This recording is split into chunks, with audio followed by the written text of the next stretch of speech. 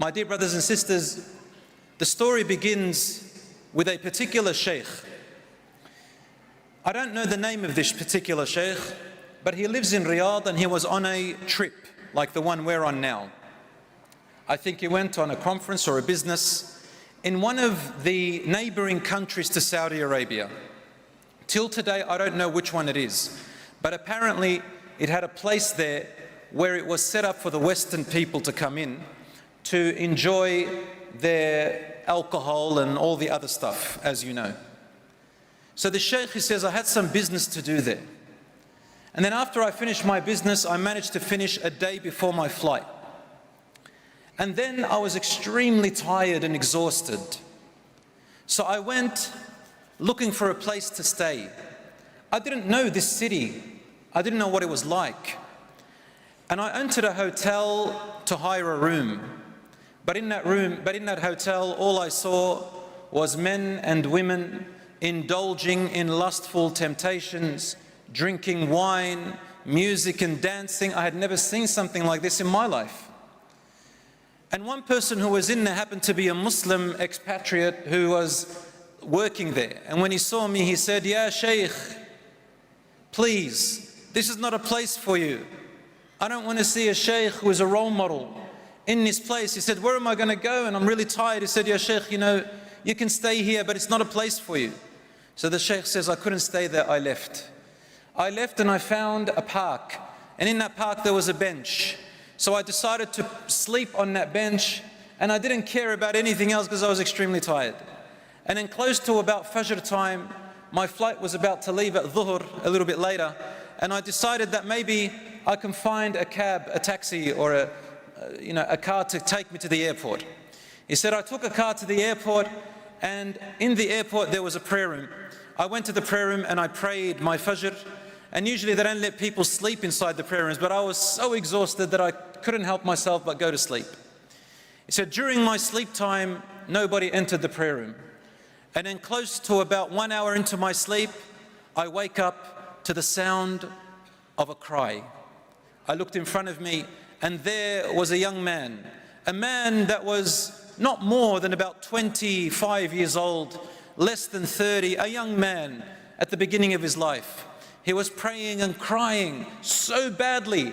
It's like a mother who had just lost her child, or like a person who had just lost something very dear to them, a loved one. He said, I've seen many people like that cry in their salat and everything in my life, so I didn't really pay much attention. I was too tired, so I went back to sleep. He says, close to about Dhuhr time, I wake up again, and it was the same young man who was praying. He came up to me and his eyes looked like he hadn't slept for 3 or 4 days.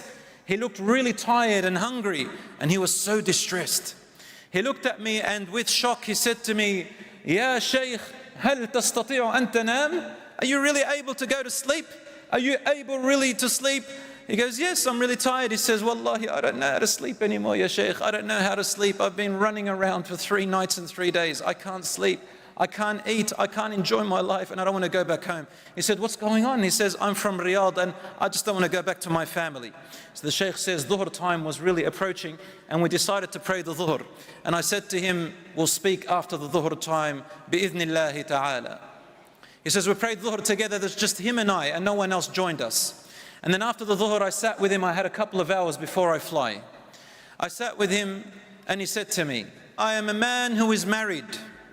I have children, and I come from a very wealthy family. We are entrepreneurs. We don't need to work because our income is passive. We are millionaires, probably even billionaires. We have everything at the tips of our finger.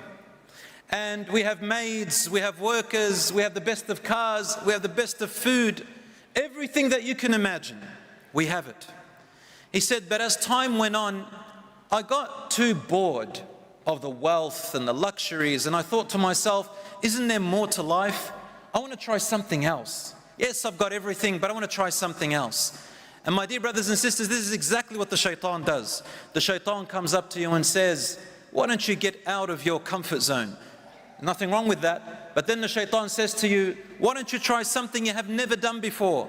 You know how Islam says this is haram and that's haram. Why don't you try something haram for a change? Just have a little taste of it. You don't have to do something big, just do something small. You know, hang around with some of the boys, some of the girls who just probably do something that's a little bit haram, but not too haram. You're not doing anything. Just hang around with them, have a laugh, just have a kickback, you know, just enjoy, and then come back and you're okay.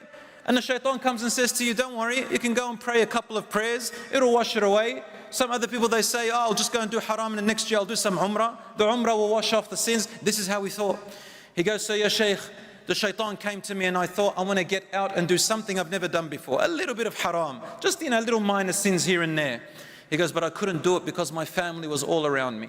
Everybody knows me. I can't do things where people see me. I've got to, you know, be away from everyone. If I'm going to do any haram, I've got to do it in a way where no one's going to judge me.